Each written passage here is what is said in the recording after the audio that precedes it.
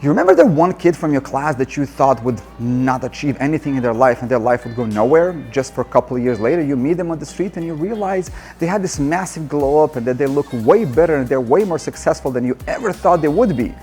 Well, that's exactly how I feel about Neewer flashes. You see, for years, Neewer had this reputation of being budget-friendly Amazon brand for flashes, tripods, light stands.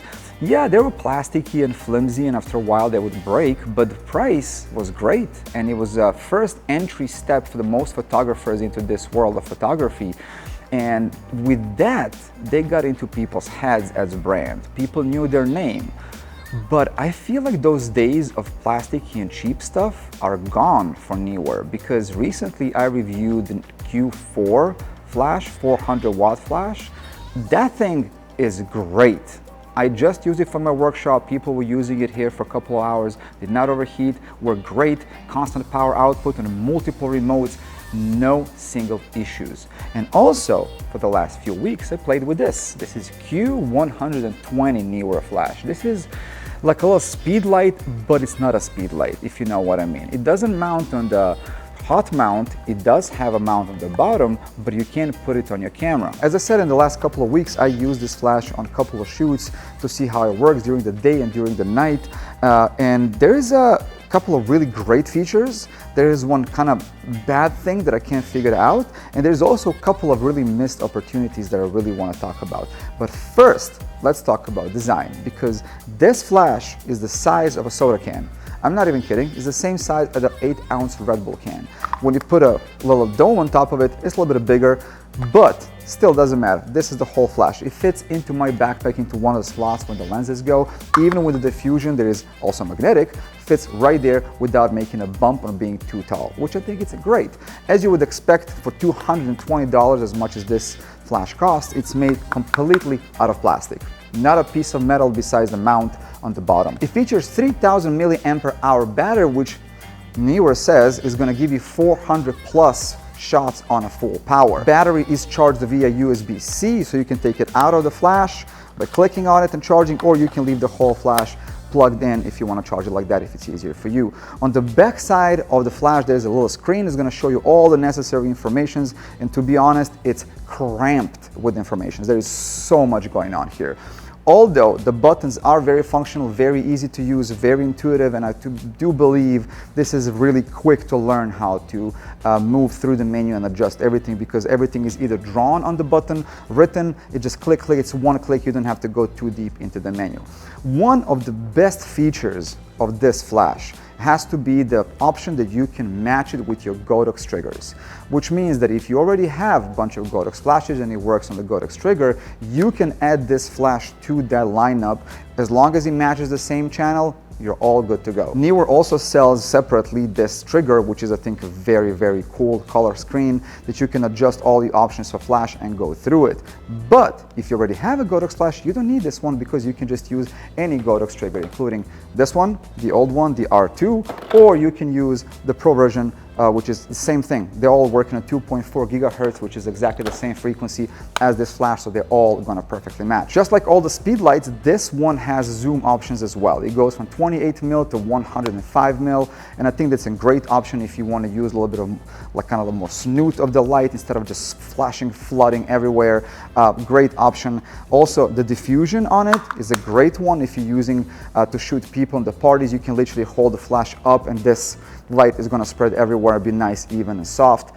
I used it for a couple of weddings, to be honest. Great, absolutely great, no issues with that. On top here we have infrared, which is going to work for your slave modes. That means that even if you don't connect it onto your channel, you can use it as a slave with the other flashes to trigger it. In the package with the flash, you're getting the little swivel mount that you can put it on your light stands to hold the light on the side. There is option to connect the light with your camera directly. There is right here 2.5 mil port that you can plug your trigger into the camera directly, as well as a USB, I think it's a C, yes, USB-C that you can use to do the update for your firmware for the flash. Now, one thing that I noticed is that if you keep your RX COMPAT on, so that means you're going to be compatible with Godox triggers, your Neewer flash is not going to work. They're not going to match. So you have to either turn it on or off depending on which trigger you're going to be using. Flash itself weighs 680 grams. not bad at all. Even with the dome on, it's 700, I think, believe 5 grams or something like that.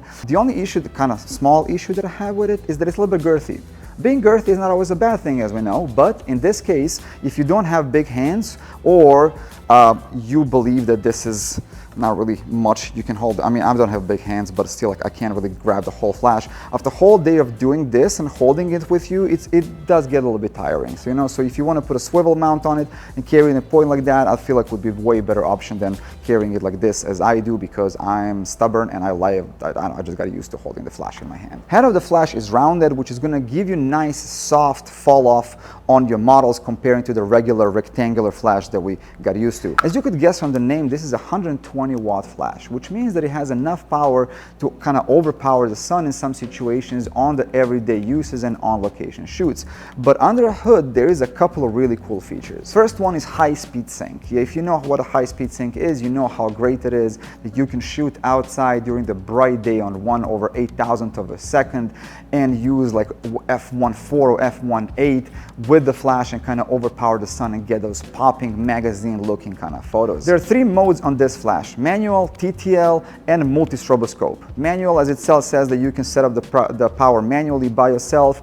TTL is going to choose the power for the flash according to your camera settings and the light meter, and the multi-stroboscope means it's going to shoot multiple times during one exposure. Recycling time of the battery is from 0.01 second to 1.5 seconds on a full power, and as I said, from a 3000 milliwatt ampere hour battery, you're getting about 400 flashes. Modeling light on the front is 3 watts, which means it's going to give you some light that you can actually have on your model before you're flashing, so you would see where the shadow is going to fall. It also has 2 different settings that you can have depending on how much power do you need out of it. Just keep in mind, if you keep it on, the battery is going to drain way quicker than without it. There's also a dedicated app to this flash, so you can change any kind of settings on the flash that you want. You can even fire the flash to test it out to see if it works. For now, I tried it on the location. I was on like 50-60 feet from it and it was still working, so I have no issues with it. Let's talk about some pros and cons of this flash. First of all, this flash came out as a direct response to the legendary AD100 flash by Godox. They're in the same category. The difference in price is $40 for now of the day of this recording, as much as I saw online. First, I love the small factor. I think this is a perfect size lengthwise that you can actually carry this flash with you. Doesn't take too much space, and it also has 120 watts of power, which I think is plenty for everyday use. Being compatible with Godox is a major selling point for this, and I think that people from Neewer knew exactly what they were doing with this, because as much as I think the Neewer did improve a lot through the last years, I still feel like the Godox is the king, and they really can't be in the same category for now. So I feel like it's going to take a couple more years and a couple more new flashes until actually they reach the point they can be direct competitors. For now, they're doing great. They're following what these guys are doing, and I feel like very soon we're going to have some serious competition. And the last thing is the head. The round head I found very cool. It gives a very nice and soft light. I feel like it covers bigger area than the regular rectangular ones. Also, aiming at a person, it's way easier because it covers a bigger surface. So I feel like those are the best things about this flash.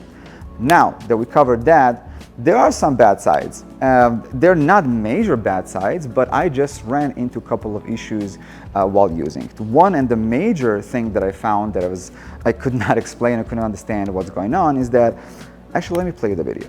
Turn it on. Now it works, it's showing power, but then again, 4, 5, 6, 7, 8, 9, 10, 11, 12, 13, 13. That's it. 13 is the limit on a full power in row. And it gives you this sign, whatever this is. And after a couple of seconds of Googling what the power icon on the screen means, I found that it's battery sag, which means that the voltage of the battery itself drops so low that a Neewer system basically locks UI completely, so you can't use it until the battery recharges, which means that you have to reset it, basically turn it on, which exactly what I did, and it works fine again until another 1340 flashes, and then you have to do it again. And as I said, there is one missed opportunity that I noticed here, and that is the Neewer doesn't make any accessories for this flash. I couldn't find anything online, any kind of soft boxes, anything that you can put on the flash to use it with it. nothing is online, nothing on Amazon, nothing on their website. So I don't understand why would this not have a whole ecosystem that runs around it, because I feel like it's a great portable flash comparing to Godox, who has this completely reliable technology that's rounding this whole ecosystem with all these adapters, softboxes, and everything you can put on it, which makes it a whole kind of system in itself. It's not a big thing, but it kind of is. You know what I mean? If you want to keep this flash and use it for years, you do want to kind of put some stuff on it and upgrade it to use in different situations and scenarios, but with this, you don't have any options. And the last con, or I can actually call it con, I just feel like it's something that should change, and that is the price. The price is right now $40, as I said, difference between Godox AD100 and this flash. Is $40 enough to convince photographers to change the system? I really don't think so. I don't think that price is convincing enough to leave your reliable ecosystem that works for years to switch to this. If the price would be, let's say, $199, that would already make sense, because $199 sounds way better than $220, $30, whatever the price is right now. But don't get me wrong, this is a highly capable flash that I'm definitely going to keep on carrying with me, and I think it does a great job. I just feel like there are some upgrades that it can be made to make it even better. So this is not me bitching and complaining about this and saying how it's not working. No, it's a great product. I'm going to keep on using it. I just feel like there are some things that can be improved to make it even better. Now I'm interested if you think that $199 price would be enough, that's $50 or $60 of difference, to convince you to buy one of these, or you would still stick to your Godox and the system that you're already using. I really want to hear your opinion, because I'm really open to suggestions, and see if you know any other flashes that are in this category that could be competition with the price and the build quality and everything and the options. Please let me know. I really want to discuss it. Thank you so much for watching. Please like, subscribe, and I'll see you in the next video. Ciao, ciao.